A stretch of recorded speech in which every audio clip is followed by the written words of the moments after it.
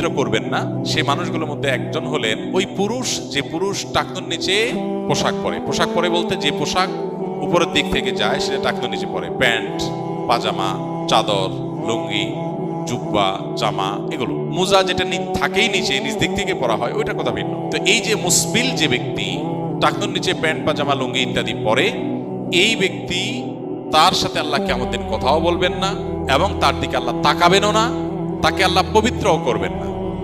এই তিনটা ভয়াবহতা এই ব্যক্তির জন্য আছে, যে ব্যক্তি টাকনুর নিচে প্যান্ট, পাজামা, লুঙ্গি পরে। আমাদের দেশে অনেকে আছেন মসজিদে নামাজ পড়তে আসলে তখন প্যান্ট ভাঁজ করে। অনেক মসজিদে মুয়াজ্জিনরা মাইকে বলেনও যে টাকনুর নিচে যাদের প্যান্ট আছে প্যান্টগুলো উঠায় নেন। 2 নম্বর হলেন ওই ব্যক্তি, যে ব্যক্তি কাউকে দান করে খোঁটা দেয়, অথবা যাকে দান করেছেন তাকে নানার কথা দিয়ে কষ্ট দেয়। দান করেছেন, আল্লাহর কাছে আশা করবেন এর বিনিময়।